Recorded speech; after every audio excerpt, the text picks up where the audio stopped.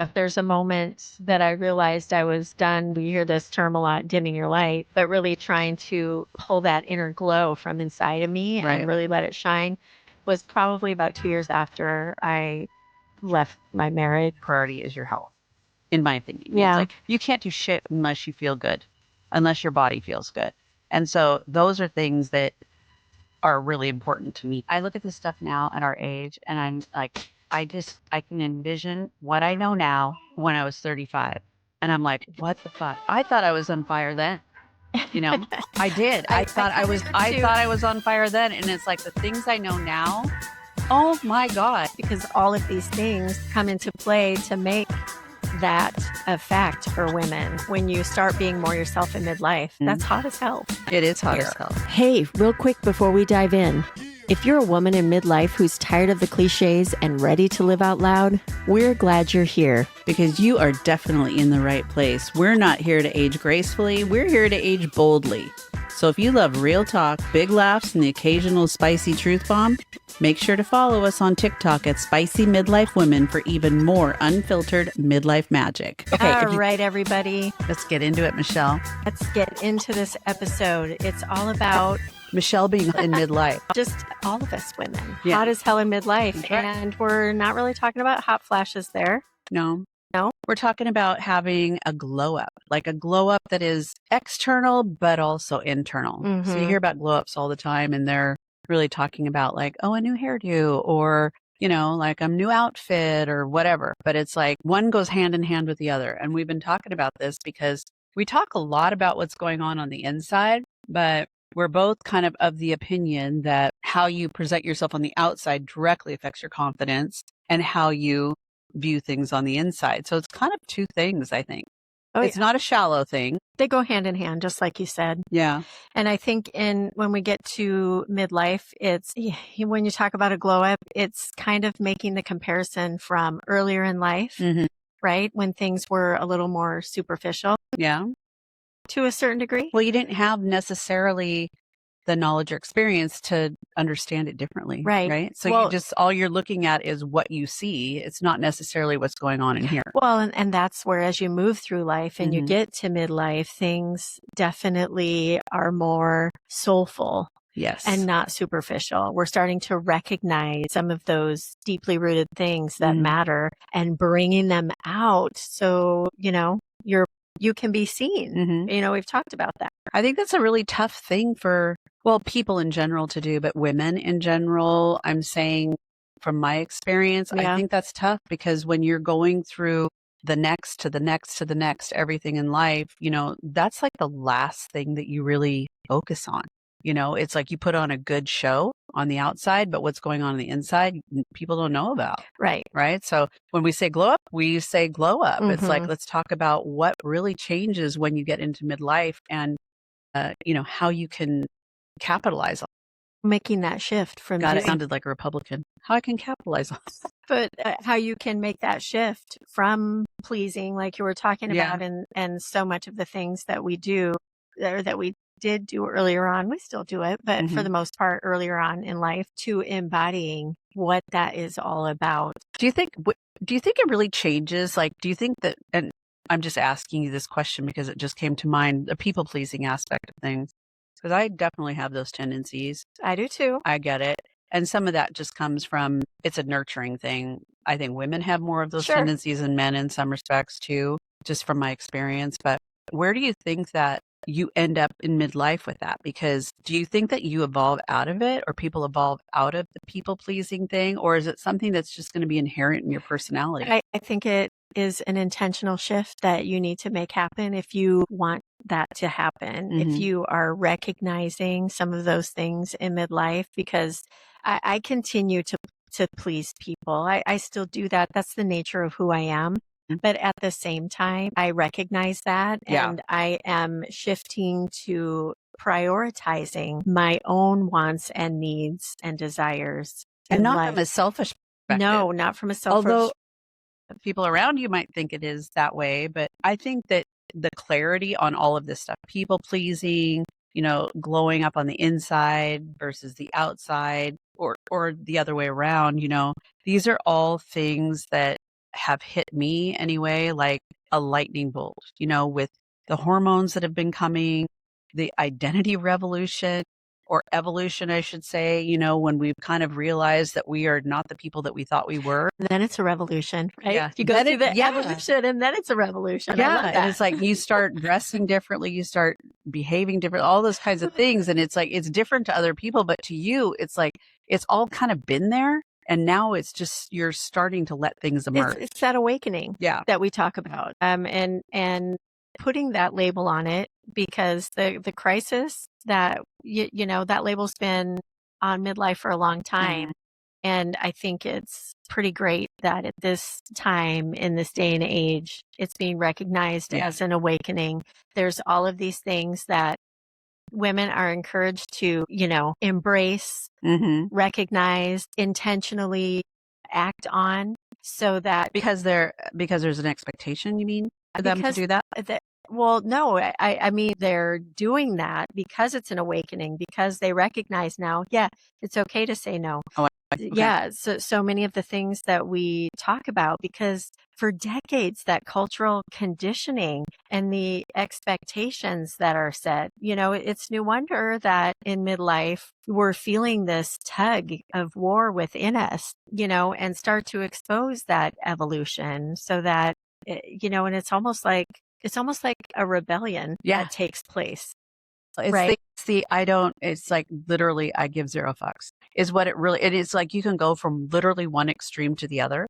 And I've met women just recently that they're, probably our age, maybe a little bit younger, and they haven't discovered a lot of this stuff. Right. And it's pretty evident to me, maybe because we're so, obviously talk about this stuff a lot and we're around people who have already experienced some of these things. But I see people that need that confidence boost, or, they don't really feel confident in how they appear to others, how they speak to others, the level of confidence that comes out, when you're making decisions, and you just don't see it in some of these. And I'm just like, I just want to grab them and go, really, it's all there. You can do it, And anyway, it's just kind of something that I thought about, because I think the cultural conditioning is so huge. And when you talk about generations before us, the cultural conditioning is what it is. And women knew it. It's like women knew it. They knew, quote, what their place was in the home. They knew what their job was, what their role was. And a lot of the societal expectations that were out there, they just kind of went the easy route because that was the route to go. And then you see the women who, have the burn the bra era, or the era of, I'm choosing me first. And it's so countercultural in a lot of ways. Yeah. I think it's starting to become more prevalent. And so it's not as big of a shock to people. We don't necessarily get out there and burn bras anymore. We just really, because they're really expensive and they're very pretty. I'm not burning a damn thing. But after that fitting, no way. No way. Yeah. But it's become more widespread and acknowledged. And the things that go on in midlife, are being more embraced, I think, by women because of the awareness that's out there, like our podcast and people talking about so many different things, so that women know that it's okay how they're feeling. It's okay to question things that, they might have conflict on going on within them. It's okay. We do. And other podcasts out there, they all say it's okay. But then you get off the podcast and you are, grocery shopping and coming home, and it's a whole different environment. And so I think that's where the segue needs to happen, from someone's like real life to the way that they're thinking on the inside and taking those things and applying them on the outside. But don't you say that? I think about myself. That was me in my 40s, late 30s, going through my 40s. Doing the things that you were just saying, in the throes of being a working mom, raising children, teenagers at that time. And, you do have all these things and questions that are going on, inside you. Like, is this all there is? Wants, needs, and desires. Does it get better? Is it, not that everything's terrible. No. But, there's just things as a woman, needs that might be going unmet, and you maybe don't have time to like, You sacrifice a lot of you those do things. sacrifice a lot of those things. Michelle, you look at this stuff now, though. It's like I look at this stuff now at our age, and I'm like, I can envision what I know now when I was 35. And I'm like, what the fuck? And I thought I was on fire then, you know? I did. I thought I was on fire then. And it's like the things I know now, my God. Yeah. It's like speaking of fires, it's like I know there's a lot of those going on in Washington State right at the moment. So maybe that's not the best way but to say it. But I mean, we would have been so incredibly unstoppable knowing what we know now. But I also know that the environment's changed some too, you know. That's what I mean. The awareness and how things have evolved for women. Yeah. And the awareness of, you know, menopause and the changes that start happening, the awareness to how we're feeling during empty nesting and things like that. The liberation of no longer being the caretaker 24/7. Or for choosing pleasure. That's and right. We can talk about pleasure. Pleasure can be a lot of different things. Yeah. It doesn't have to necessarily be sexual pleasure, but we're just going to talk about that for a second. Okay. Because, well, again, this is not something that when you're talking glow up, women have discussed. I mean, they don't talk about, oh my God, I've never had an orgasm before, because they don't really know what they don't know. Or they're not talking about giving guidance to their partner because they feel like their partner would be offended. Yeah. You know, they didn't do any of that. I didn't do any of that stuff. Yeah. Yeah. Yeah. Anyway, so when you're thinking about pleasure, because, you know, this is a very fun topic I love talking about. Michelle does too. She loves self-pleasure. She loves talking about self-pleasure. She's blushing. Oh my God. She's very good at talking about it. Yeah. Very good at talking about it. It's all good. It's just something that I feel like we need to talk about more and more openly and in a way to where it seems very normal. I mean, it is normal. But it's not. Yeah. I know what you're saying. I mean, if I bring up something in front of my kid, I'll do it just to make them feel uncomfortable. Your kids? Yeah. Hell yeah. Well, I got all boys. I know. I don't. Well, it's, you know, like my oldest, he's kind of like, yeah, Mom, you're, and I'll say little things to him and he'll just like, oh, you could just feel his butt cheeks. Cringe. Yeah. Cringe. But I do it on purpose. Yeah. But anyway, this topic is something that truly, truly needs to be much more prevalent with women our age and just in general, starting younger. So, you know, women aren't feeling like it's weird. I think women have been getting louder. Yeah, hell yeah. Hotter. Like we're the you know, what we decided to title this episode, Hot as Hell in Midlife, because all of these things come into play to make that a fact for women. You know, when you start being more yourself in midlife, that's hot as hell. It is hot as hell. You know, I think when you look at confidence, just in general, which we talked about, having confidence is hot as hell. When you're looking at a man who is arrogant, for example, he knows he's hot as shit. I don't like that. Yeah. You know, but when you're looking at a woman who carries herself in such a nice way and can walk into the room unfeathered, you know, be able to have conversations with different people. I'm like, damn, that girl's got a superpower. Same with guys. I know. It's just they get this chip on their shoulder a lot of the time, and it's interesting.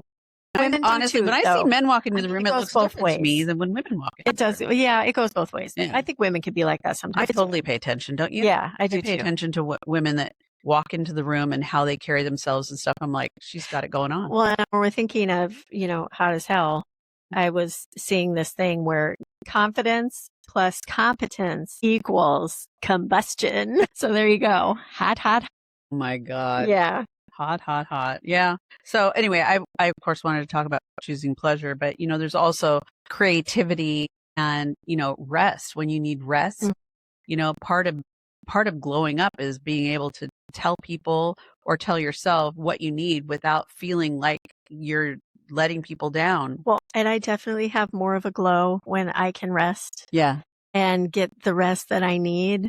There's no extra baggage under one eye or the other, you know, because you haven't had enough sleep or rest. And rest can be a lot of different things, just like pleasure can be. Yeah. I think there's emotional rest. You know, there's the rest from stress. There's physical rest. Yeah. You know, there's, I think, a lot of different aspects to that too. Yeah. So I agree. Yeah. Keep that in mind. But I think some of the things too that women start doing differently during this time of midlife and, you know, that contribute to the glow up is reinventing your identity also. I mean, that's where all this stuff, when you start doing some of the things we've been talking about, that's kind of what you're doing. Yeah. Well, you are reinventing yourself. Yes. You're kind of in your second chapter or Yes. your third chapter. I mean, when you think about it, we are in midlife. It's like you've got probably less years ahead of you, which we've talked about, than you have behind you. Not saying that in a negative way, but it's more like all of the things that you've learned and the things that you didn't know. Right. And now you kind of know. And so you get to choose. You know, it's like priority is your health, in my opinion. Yeah. It's like you can't do shit unless you feel good, unless your body feels good.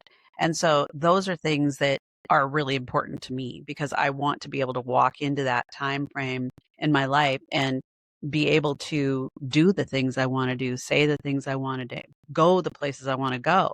So a lot of that has to do with the glow up too, in my mind, because you're really projecting kind of the vision that you have for the next 25, 30 years, you know, when you're planning ahead, like right now. So let me ask you this. What's something you wish you knew at 25? Oh God. That you know now, or, you know? You know, Michelle, I got to be honest with you. At that age, I was in a position where I felt like everything's going the way it's supposed to.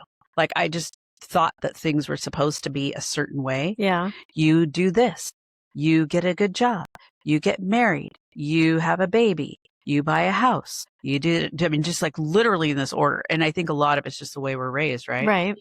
And none of that happened for me. And, well, I shouldn't say that none of it happened, but things happened which destroyed a lot of those thought processes. So meaning the son that I had that passed away. So I started looking at things from a much more deliberate perspective after that, because I was so disillusioned by the fact that, you know, I wasn't protected by these thoughts that I thought my life would be. Yeah. So what do I wish I knew then that I know? Gosh, that everything was going to be okay. And at that time, I didn't necessarily think that it was. So that was me. I mean, and that, you know, I could really conquer the world. And it's like, I think a lot of the things that I expected would be that I would be conquering the world with my partner, but it really wasn't like that at all. It was like keeping your head above water, paying the bills, going to work, daycare, it was just like a constant cycle of just the same routine over and over again, So I would say that the 35-year-old me had a better understanding, Right. How about you?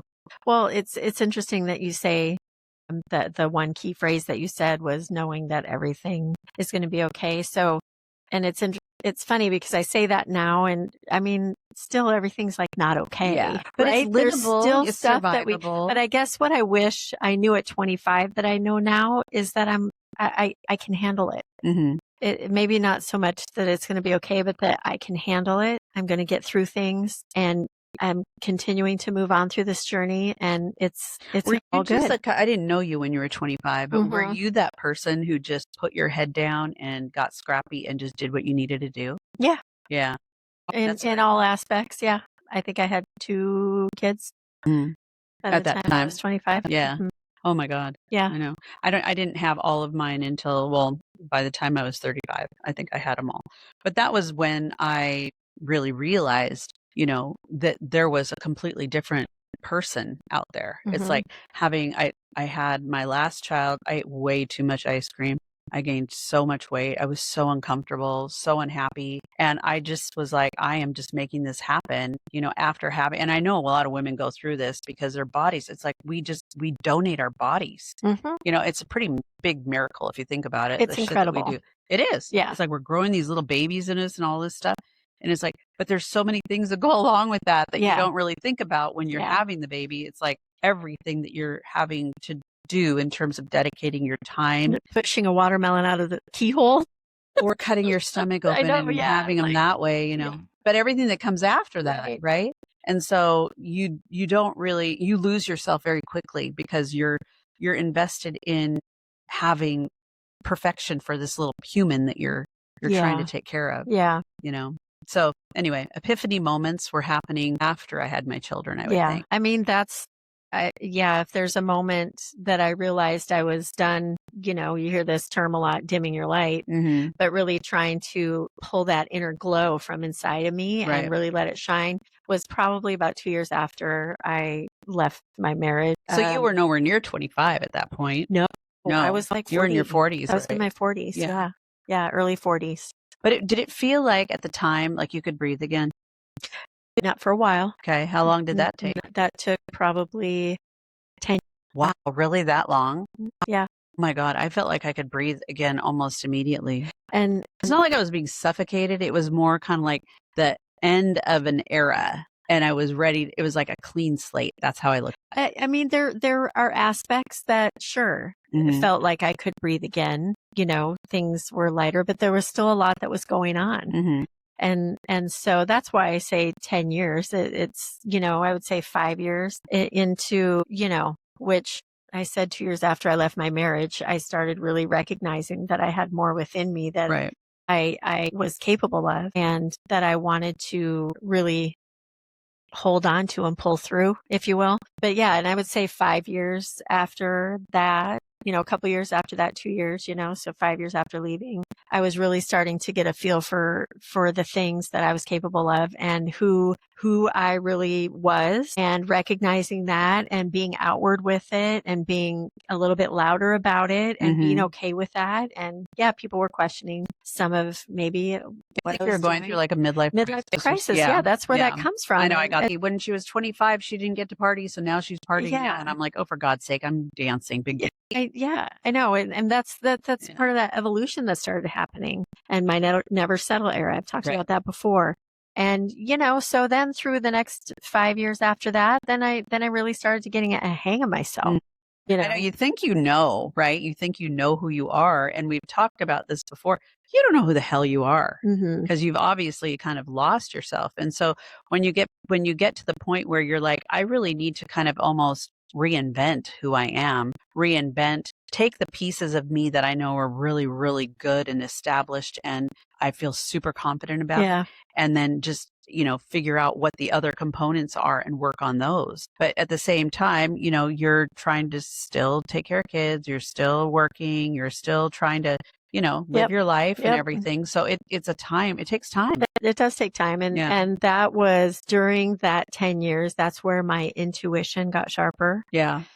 My happiness and joy was much more deeper and full. Did you take turns? And now we're kind of going into this. Yeah. I know, but I'm just curious about it. It's like, I did not have a clear trajectory. I just thought everything's cool. Everything's fine. Everything's going to move forward. I even remember writing this. I don't know. It was like on my iPad. I just wrote this like vision of what I thought my future was going to be. And it's like, I'm talking about how I've had this little house and my kids were hanging out and I had my dogs. And it was basically kind of the same, similar to what is happening with me now. Yeah. But to me, it was like, now I look at that and I'm like, all I wanted was peace. That's so interesting that you explain it like that or that you did that because you're such a planner. I know. That is like, that doesn't surprise me at all that you did that because you are such a planner. And so you were kind of planning your future. Yeah. Me, I'm just like free flowing. I just, go with the flow, fly by the seat of my pants. Sometimes people think I don't really try to look too much far forward to figure it out. I just really kind of am just going. You were making a lot of decisions on your own too. It's like I was to the point where I was making decisions on my own. Yeah. When it came to like financial decisions and stuff, obviously I was not doing those. But when I was on my own, I was like, I could do anything I wanted. Yeah. I could make any decision I wanted. I could buy this house. I could do this. I could do that, whatever it was. And it's like, I kind of went a little overboard with my, the house that I'm in now. But I remember thinking that it's like, I got this. I totally got this. And I look back on it going, my God, how did I get through that part of my glow up era in one piece? Yeah. Because I was like, I thought everything was fine, but I look at it now and I'm like, girl. Yeah. It was not fine. Yeah, but I think as we do that, I think midlife women, as they're going on that journey, definitely inspire other women. I agree, yeah. Right? By by doing that and by living fully, you do inspire other women. And I saw this thing the other day, and it kind of was like, made me smile for one thing, but it was about being in your 50s. I'm not dressing like I'm 25. Oh. You know what? It's like a 50-year-old woman, dressing actually really cool and trendy. I'm not doing this to try to look like I'm 25. I'm doing this so the 25-year-olds know and have something to look forward to when they're in their 50s. Yeah. Right. And or where they can see that it's like you don't have to have, blue hair and wear a house coat. Right. I mean, literally, this is some of the stuff that they would do. It's like, this is just what women do. Yeah. I saw something on Instagram. This woman, she was like in her late 60s. Oh my God, she was so fine. She looked so good. And she was talking about how the things that she did now, she'd been doing for a while, in terms of taking care of herself and everything. And it was just this level of calmness that she had. And she was like almost 70. But she's still out there doing all the things that she was doing. And it's like, I looked at her and I'm just like, I want to be her. Yeah. I want to have that mindset. And, that you could just tell she was internally very, very happy. Very happy and probably very much at peace. Yeah. And that is noticeable. And I love how that inspires other women, just like it did you. Yeah. I think that's great. So, I mean, all the more important reason, ladies, for you to really live authentically, unapologetically, grasp that midlife glow up and be hot as hell, right? Because it's going to inspire. And we're not. Yeah, not hot flash, hot as hell. We know you can if you want to be hot flash, hot as hell. You're welcome to be, but we're just saying it's like, just live the life you want. It's like, if you want to be hot as hell, you probably are, and no matter what, it's like, as long as you think you are, that's all that really matters. And while you're doing that, go check out Spicy Midlife Women on all the socials, because we are out there on the Instagram, Facebook, TikTok. We have a lot of fun out there, and go check us out on YouTube. Yeah. So you can watch the podcast there. If you do check it out, please give us a like, subscribe, follow us, drop a comment. We would love to hear from you and have some engagement over there. Yeah, we've got a pretty big audience. We want to know how your glow and we love that. So yeah, we'd love to hear about it. Whatever that glow up looks like. If it means that you visited the sex toy store and Michelle didn't go with you, then so be it. Just let us know what you got. I'm telling you what, just like a little side note before we say goodbye, I saw a toy online the other day. It was actually on Instagram. I wasn't looking for toys, searching them out, but it just came. They're in your algorithm. I know. It came across my feed, but there are some tricky things. I know I've seen a couple of them on there, and I'm just like, damn. What it was called, but I mean, yeah. We should have I literally want to go check it out. We did have an episode about toys a long time ago. So we almost need to refresh that. Anyways, we need to blow that one up. But that was good for you. It's probably even more of a glow up you got going on. Yeah. So until next week, ladies. Stay spicy, ladies. Stay spicy. Bye. Bye. Peace out.